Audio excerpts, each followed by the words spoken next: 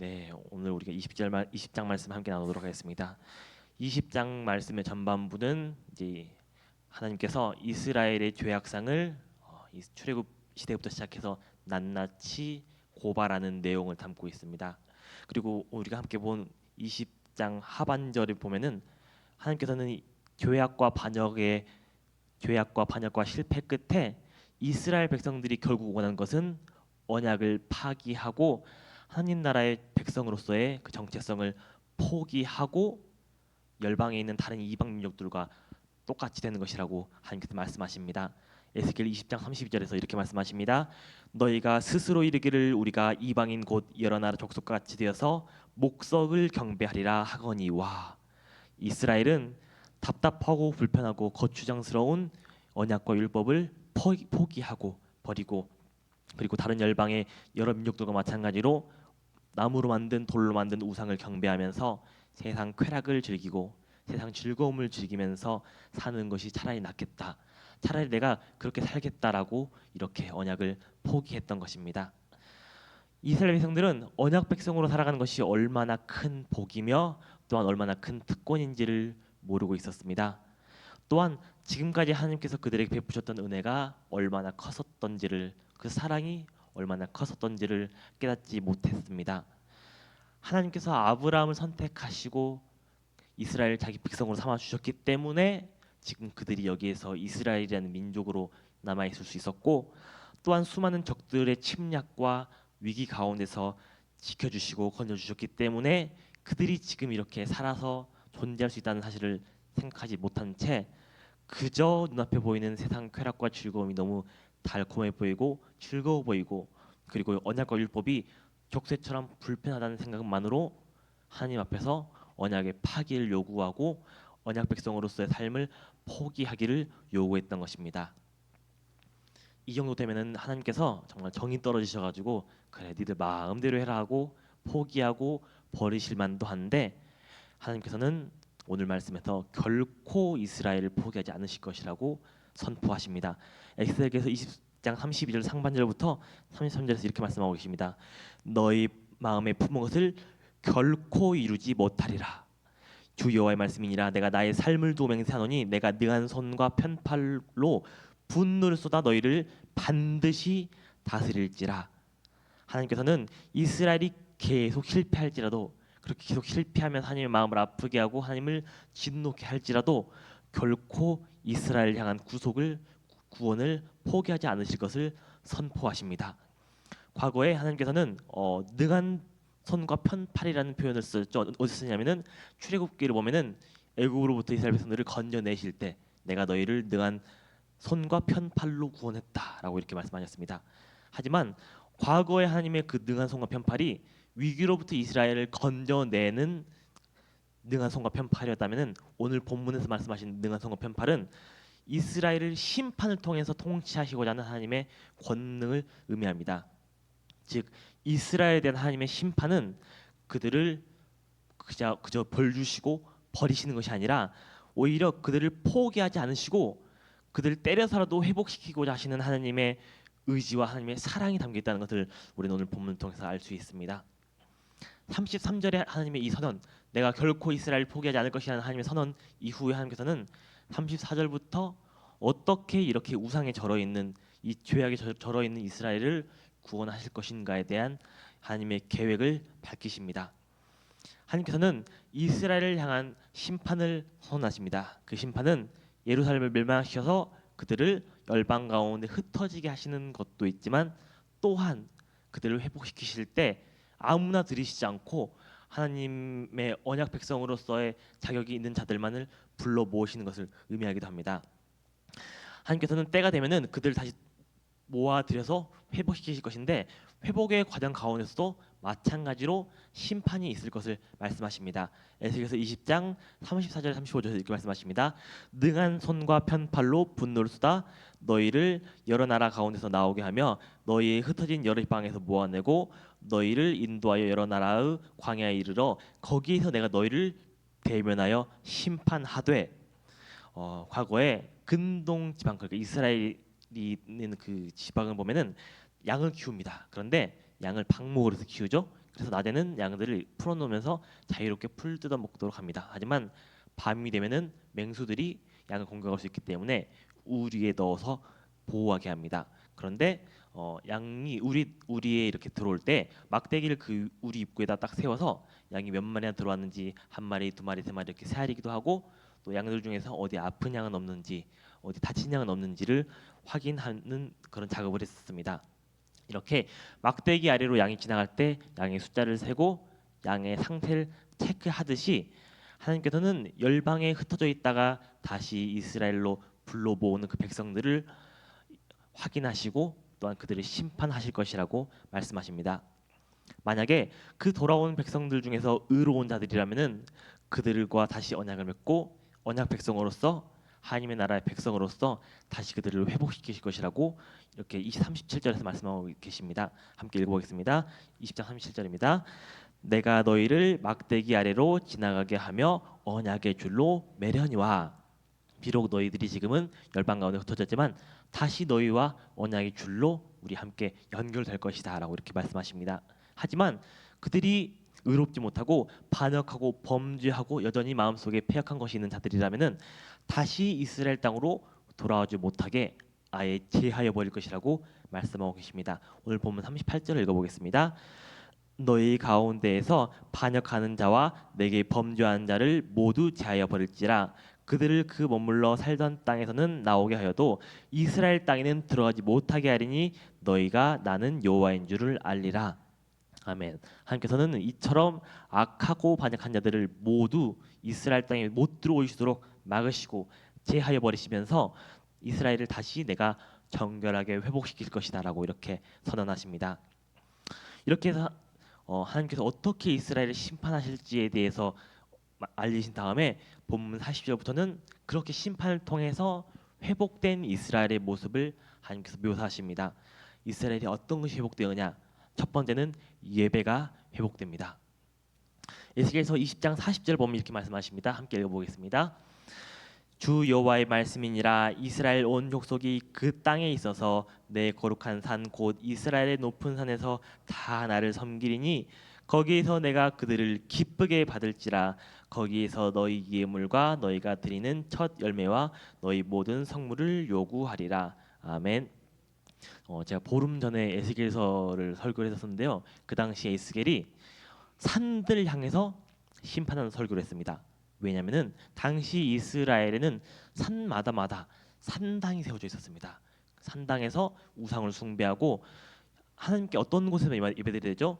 예루살렘 성전에서만 드려야 하는데 불법적인 예배 그리고 우상과 혼합적인 예배가 산 곳곳에서 드려지고 있었습니다. 그래서 하나님께서는 이와 같이 우상들의 가증한 일이 행해지던 산들에서 예배가 아니라 하나님의 높고 거룩한 산 시온에서 하나님이 계신 그곳에서 하나님을 향한 거룩한 예배가 장차 회복될 것이다 라고 이렇게 선언하십니다. 두 번째는 하나님의 이름이 회복되는 것입니다. 우상이 이스라엘 땅에 유입되면서 다신교가 번성하게 되고 하나님과 우상을 겸하여 섬기는 혼합주의가 이스라엘이 뿌리내게 되자 이스라엘 백성들은 하나님의 여호와 되심, 여호와는 어떤 뜻이죠? 유일하신 하나님, 전능하신 하나님, 영원하신 하나님이라는 뜻인데 하나님만이 이스라엘의 영원하신 하나님이라는 것을 잊어버리고 우상들도 있고 황금 송아지도 있고 이러면서 다른 것들을 겸하여 섬기면서 하나님의 여호와 되심을 잊어버렸다고 보면 말하고 있습니다.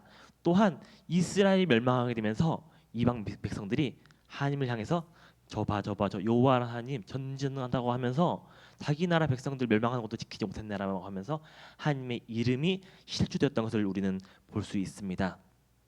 그러나 하나님께서는 장차 돌아올 이스라엘 회복을 통해서 이방 민족들이 그래 그 여호와 하나님이 정말 참 하나님이었구나라고 하면서 하나님의 거룩함을 알게 될 것이라고 선언하고 계시며 또한 이스라엘 백성들 역시 오직 여호와 하나님만이 이스라엘 섬길 영원한 하나님 되심 그리고 하나님만이 여호와이심을 깨닫게 될 것이라고 예언하고 있습니다.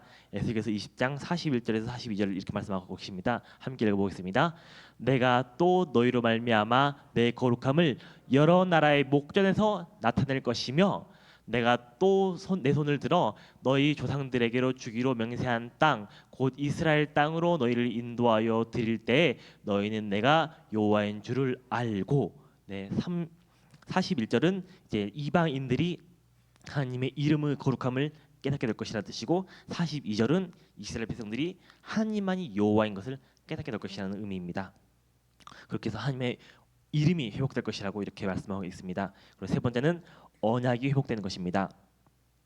지금까지는 하나님께서 선지자들을 통해서, 이사야를 통해서, 예레미야를 통해서, 에스겔을 통해서 아무리 외쳐도 이 완고한 이스라엘 백성들의 회개치 않고 하나님께 돌아오지 않고 여전히 죄와 악과 우상의 가증한 길로 행하고 있습니다. 그러나 이렇게 악한 길로 행하던 이스라엘이 심판을 통해서 새롭게 함을 받고 정결함을 받게 되면은, 변화를 받게 되면은, 이전에 자신들이 하나님 앞에서 행했던 그 악한 일들, 우상을 숭배하고 약한 자들을 착취하는 그 악한 일들을 깨닫고 내가 그렇게 악한 자였구나, 내가 그렇게 하나님 앞에서 못된 자였구나라는 것을 통탄하면서 자신의 잘못을 인정하게 될 것이라고 말씀하고 있습니다. 그리고 그렇게 악한 행동을 하면서 살았던 자기 자신들의 모습들을 미워하게 되고 회개하게 될 것이라고 예언하고 계십니다. 함께 에스겔서 20장 43절 읽어보겠습니다.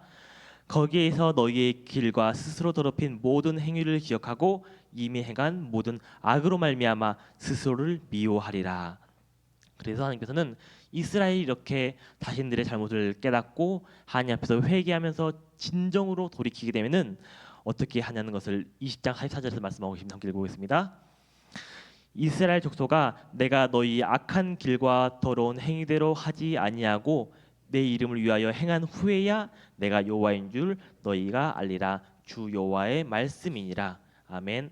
하나님께서는 이스라엘이 과거 행했던 그 악한 행위대로, 그 더러운 행위대로 갚지 않으신다고 말씀하고 계십니다. 그러니까 이스라엘이 잘못한 그 즉각 그들의 행동에 따라서 심판하지 않으신다는 의미입니다. 그 대신에 하나님의 이름을 위하여 행하신다고 말씀하고 계십니다. 여러분, 하나님의 이름을 위하여 행한다는 게 어떤 뜻일까요? 우리는 성경을 통해서 수많은 하나님의 이름들을 볼 수 있습니다. 이번에 우리 성경학교 주제이기도 했는데요. 하나님의 이름을 통해서 하나님의 이름을 부를 때 우리는 하나님의 약속과 하나님의 성품을 깨달을 수 있다라는 주제로 우리 성경학교 때 배웠었는데요. 우리는 하나님 성경을 통해서 수많은 하나님의 이름을 볼 수 있습니다. 여호와 이레, 여호와 니시, 여호와 샬롬, 여호와 삼마, 여호와 라파, 여호와 츠바옅, 엘샤다이 같은 이런 하나님의 이름들을 볼 수 있는데, 이 이름들 속에는 하나님께서 이스라엘을 얼마나 사랑하시는지, 그리고 이스라엘을 얼마나 지키시는지, 이스라엘을 어떻게 회복시키시는지에 대한 하나님의 약속, 내가 너를 사랑한다, 내가 너를 반드시 회복시킬 것이다, 내가 너를 반드시 지킬 것이다 라는 그런 약속들이 들어있습니다. 하나님께서는 이 이름들을 통해서 과거에 약속하셨듯이 이스라엘 향한 자비와 사랑을 베푸셔서 그들을 용서하시고 그들에게 구원을 행하시겠다. 더 이상 너희들의 그 행위대로 내가 심판하지 않고 너희들의 모든 그 악한 과거의 죄들을 내가 용서하고 사랑으로 너희들을 안겠다라고 이렇게 선포하고 계시는 것입니다. 우리가 20장 상반절을 통해 볼 수 있듯이 이스라엘은 정말 처참하게 실패했습니다. 그들은 세대마다 하나님을 떠나면서 반역했고, 또한 하나님이 그들을 부르시는 그 부르심에 철저히 무시했습니다. 언약은 하나님과 이스라엘 사이에서 맺은 약속입니다. 아무리 하나님께서 일방의 약속을 지키고자 노력하고 고문투하더라도 상대방이 약속을 지킬 의사가 전혀 없으면은 그 약속은 지켜질 가망이 없습니다. 희망이 없는 것입니다. 그러나 하나님께서는 언약의 상대방인 이스라엘이 아예 하나님 언약 안 지킬래, 그냥 언약 파기합시다라고 아예 땅바닥에 들어 누웠음에도 불구하고, 그렇게 아무 언약을 지킬 의지가 없음에도 불구하고 하나님의 주권적인 구원을 통해서 끝까지 언약을 지켜내시는 모습을 우리는 오늘 볼 수 있습니다. 왜 하나님께서는 쉽게 말해서 버림받아도 싼 이스라엘, 아무도 동정하지 않는 그 이스라엘을 끝까지 지키시고 그들과 맺은 언약을 끝까지 지켜내셨던 것일까요? 그것은 첫 번째는 이스라엘 향한 하나님의 사랑 때문이었고, 또한 하나님의 신실하신 이름을 지키시기 위함이었습니다. 그렇기 때문에 우리는 이스라엘은 비록 실패했을지라도 그 실패가 결코 하나님의 실패가 아니라는 것을 알 수 있습니다. 이처럼 언약을 신실한 하나님께서는 이스라엘과 시내산에서 언약을 맺으셨듯이 예수 그리스도를 통해서 우리와 새 언약을 맺으셨습니다. 그리고 이스라엘과의 언약을 이처럼 신실하게 지키셨던 것처럼 우리와 맺은 이 언약 역시 끝까지 지키시는 분이십니다. 이 언약은 어떤 것일까요? 우리가 하나님을 믿고 구원받았다면은 마지막 그 순간, 우리가 천국 가는 그 순간까지 우리를 포기하지 않으시고 버리시지 않으시고 반드시 지키시겠다, 반드시 포기하지 않으시겠다라는 그 약속이십니다. 이 언약을 끝까지 지키실 것을 약속하십니다. 우리는 연약하여서, 우리는 어리석어서 각기 그릇되이 행하여 각기 제 길로 갈지라도 하나님께서는 우리를 결코 포기하지 않으시고 우리를 사랑하사 구원하시고 회복시킬 것을 우리에게 약속하고 계십니다. 여러분, 우리가 살아가다 보면은 나 자신의 부끄러운 모습, 나 자신의 실패하는 모습, 아무리 노력하고 아무리 발버둥 쳐도 변하지 않은 나의 모습 때문에 좌절하고 낙담할 때가 많습니다.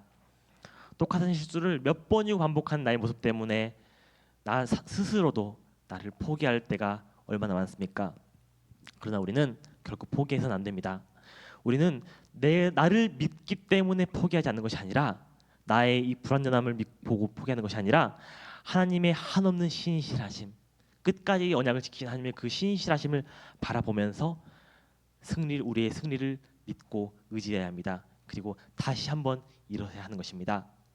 이와 마찬가지로 우리가 삶을 살아갈 때 있어서 절망하고 낙담할 때 나를 바라보는 것이 아니라, 현실을 바라보는 것이 아니라 하나님을 바라보고, 하나님께서 오늘 본문 통해서 끝까지 이스라엘을 포기하지 않은 것처럼 나를 포기하지 않으실 것이라는 그 약속을 믿고 의지하면서 오늘도 다시 한번 일어설 수 있는 우리 모두가 될 수 있기를 간절히 기도합니다. 기도하도록 하겠습니다. 하나님 아버지, 감사합니다. 오늘 말씀을 통해서 이스라엘은 하나님을 포기하고 이스라엘은 언약을 저버리고 이스라엘은 죄악의 길로 갈지라도 하나님께서는 이스라엘을 포기하지 않으시고 하나님께서는 끝까지 언약을 지키시고 하나님께서는 그들을 주권적인 구원으로서 다시 변화시킬 것이라고 말씀하고 계십니다. 하나님 아버지, 삶을 살아가다 보면은 나 자신도 나를 포기할 정도로 스스로에 실망할 때가 많습니다. 그러나 하나님 아버지, 그것 때문에 우리가 우리 신앙의 길을 포기하지 않도록 주님 도와주셔서 나를 바라보고 현실을 바라보고 일어서는 것이 아니라 나에게 약속하신 하나님의 그 신실하신 이름을 보고 하나님을 믿음으로써 우리가 다시 한번 일어서고 다시 한번 도전하고 다시 한번 신앙의 길을 걸어갈 수 있도록 우리 마음을 붙잡아 주시옵소서. 이 모든 기도를 주 예수 그리스도의 이름으로 기도드렸습니다. 아멘.